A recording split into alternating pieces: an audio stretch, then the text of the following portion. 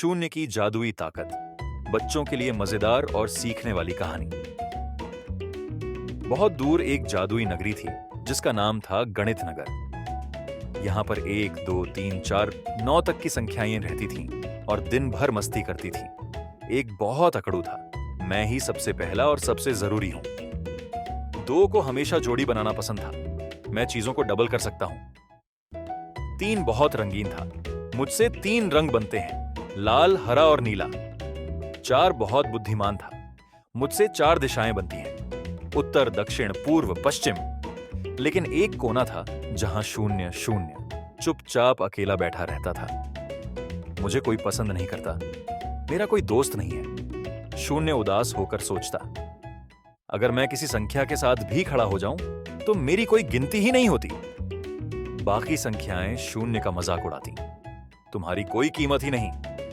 शून्य को बहुत दुख हुआ और उसने फैसला किया, अब मैं गणित नगर छोड़कर चला जाऊंगा। एक दिन गणित नगर के राजा 100 ने सभी संख्याओं को बुलाया। आज हम एक बड़ा खेल खेलने वाले हैं, जो सबसे बड़ी संख्या बना सकेगा उसे मिलेगा जादुई इनाम। सारी संख्याएं खुश हो गईं और सबसे बड़ा बनने के लिए कोशिश करने लगीं। संख्याओं की मजेदार बहस। 5 ने इतराते हुए कहा, मैं सबसे बड़ा हूं क्योंकि मुझसे 5 उंगलियां बनती हैं। 9 हंसकर बोला, अरे हटो, मैं 9 हूं, मैं सबसे ऊंचा हूं।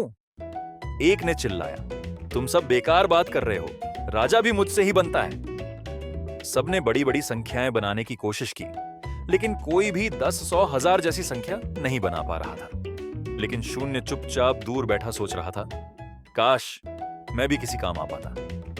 तभी संख्या 1 गलती से शून्य का हाथ पकड़ लेता है। धड़ाम! एक और शून्य मिलकर 10 बन गए। सारे नंबर चौंक गए।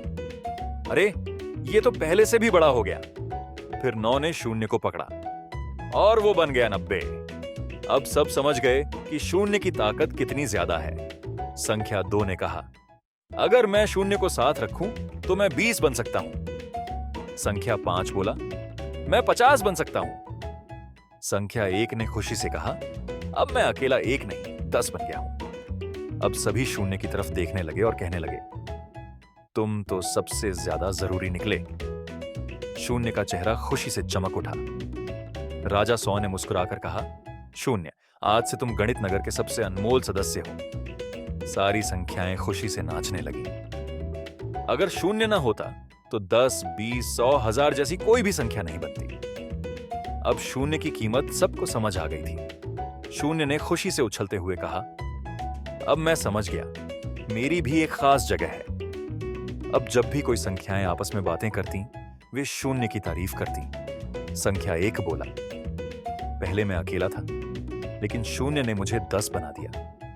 संख्या 5 बोला, अब मैं 50 भी बन सकता हूं। संख्या 9 बोला, अब मैं 90 बनकर और भी बड़ा हो गया हूं। शून्य ने अपनी अहमियत को पहचाना और खुश रहने लगा।